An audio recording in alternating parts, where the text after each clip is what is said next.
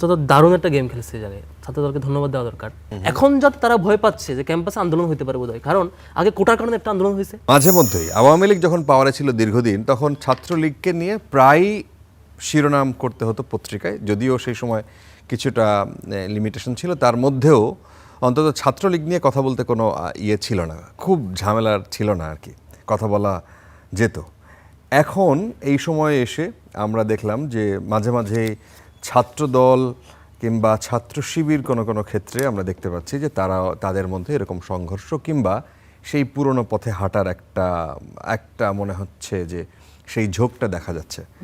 চট্টগ্রামের সরকারি সিটি কলেজে একটি গ্রাফিতির নিচে আগে লেখা ছিল ছাত্র রাজনীতি ও ছাত্রলীগ মুক্ত ক্যাম্পাস। সোমবার কলেজ শাখা ছাত্রদলের যুগ্ম আহ্বায়ক আব্দুল্লাহ আল মামুনের নেতৃত্বে কয়েকজন নেতাকর্মী গিয়ে সেখানে ছাত্র শব্দটি মুছে দেন, পরে সেখানে গুপ্ত শব্দটি লিখে দেওয়া হয়। ঘটনার একটি ভিডিও সামাজিক যোগাযোগ মাধ্যমে ছড়িয়ে পড়লে দুই সংগঠনের নেতাকর্মীদের মধ্যে কালকে আমরা হাতাহাতি মারামারি, দুই পক্ষেরই আহত বেশ কয়েকজন, এবং আমরা ব্যাপক সংঘর্ষ দেখলাম মোটামুটি। এখন ছাত্র রাজনীতি ও ছাত্রলীগ মুক্ত ক্যাম্পাস লেখা গ্রাফিতে কি ছাত্র শিবিরের লেখা ছিল? আপনারা ফরহাদকে জিজ্ঞেস করি, এস এম ফরহাদ, আপনি একটু বলবেন যে আপনারা কি ছাত্র রাজনীতি মুক্ত ক্যাম্পাস চান? আপনারা কি কোনো ক্যাম্পাসে ছাত্র রাজনীতি করছেন? কোথাও কি ছাত্র রাজনীতি চাচ্ছেন না? এই জিনিসগুলো এস্টাবলিশ করছেন, আবার সেইখানেই ছাত্র শিবির প্রকাশ্যে মিছিল দিচ্ছে, এবং সেখানে আমরা এই সংঘর্ষটাও দেখলাম।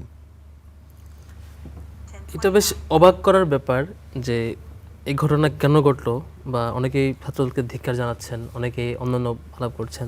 আমি বরং অবাক হয়েছি যে ছাত্রদল দারুণ একটা গেম খেলছে এই জায়গায়, ছাত্রদলকে ধন্যবাদ দেওয়া দরকার। কারণ ছাত্রদলের একটা গেমের কারণে বিএনপি যে লাস্ট এই অল্প কয়েকদিন ক্ষমতা আসার পরে দেশে যেটা ডিজাস্টার করে ফেললো, এই জিনিস থেকে নজর সরে এসে একদম ওই গুপ্ত লেখা, একদম ওই মারামারিতে।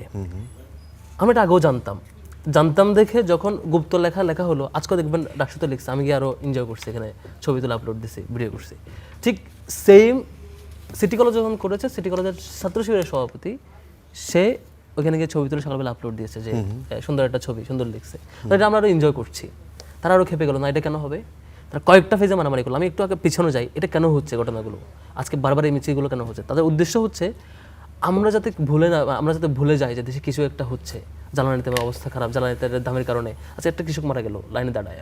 আজকে বিএনপি পোস্ট সিলেকশন পিরিয়ড থেকে 17 এপ্রিল পর্যন্ত এই সময়ের মধ্যে 17 ফেব্রুয়ারি থেকে 17 এপ্রিল খুন করছে শুধুমাত্র 31 জন খুন, ধর্ষণের কেস 14টা, চাঁদাবাজের কেস 83টা, যেগুলো হচ্ছে পত্রপত্রিকা প্রিন্টেড।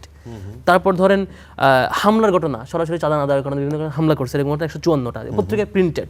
লুটপাটের ঘটনা অন ক্যামেরা 15টা, মাদক সহ ধরা গেছে এরকম কেস, মাদকের ব্যবসা 22টা। এভাবে করে নানা কিসিমের কেসগুলো যখন হয়, মানুষের জন্য নজর ওদিকে যায়। আবার যখন দেখে, শুধু এইটা না, বিএনপি জুলাইয়ের গণম্যান্ডেট সংক্রান্ত, মানে জনগণের যে ম্যান্ডেট সেটাকে অস্বীকার করে গণভোটের বিপরীত অবস্থান নেই। মানলাম এটুকুও করছেন, আপনাদের জনপ্রিয়তা আছে এটার সাথে। আপনি না এরপর এটাও করছেন যে গুম কমিশনের যে রিকমেন্ডেশন, পুরো অধ্যাদেশটা আপনি বাতিল করে দিলেন গুম সংক্রান্ত, যাতে করে আপনি গুম করতে পারেন। পুলিশ কমিশনার নিয়োগ যাতে করতে পারেন, পিএসসি যাতে লুটপাট করতে পারেন। ওই যে এর আগে যেমন আগে হয়েছে যে কোনো প্রকার নিয়োগ করা যায়, পিএসসির পুরো প্ল্যানিংটাই, পিএসসি সংক্রান্ত যে নির্দেশনা, এটা পুরোটাই বাতিল করে দিল। কেন? যাতে করে এখন পিএসসি চাইলে আপনি বন্ধ করতে পারেন, দলীয় লোক নিয়ে দিতে পারেন। এখন যাতে তারা ভয় পাচ্ছে যে ক্যাম্পাসে আন্দোলন হতে পারে বোধহয়, কারণ আগে কোটার কারণে একটা আন্দোলন হয়েছে। এখন আপনি পিএসসি নিয়ন্ত্রণে নিচ্ছেন, পুলিশ কমিশন নিয়ন্ত্রণ নিচ্ছেন, যাতে করে পুলিশ আপনার মতো দলদাস বাহিনী বানাতে পারেন, প্রমোশন আপনার হাতে থাকে, নিয়োগ আপনার হাতে থাকে, পিএসসি আপনার আন্ডারে থাকে, আপনার মতো সরকারি লোক নিয়ে দিতে পারেন। এই জিনিস যখন লোকবল জনগণ যখন জেনে যাবে, তখন আন্দোলন হতে পারে। কোটার আন্দোলন যদি এই হয়, এখন আরো আন্দোলন হইলে এই ভয়ে তারা এই কেস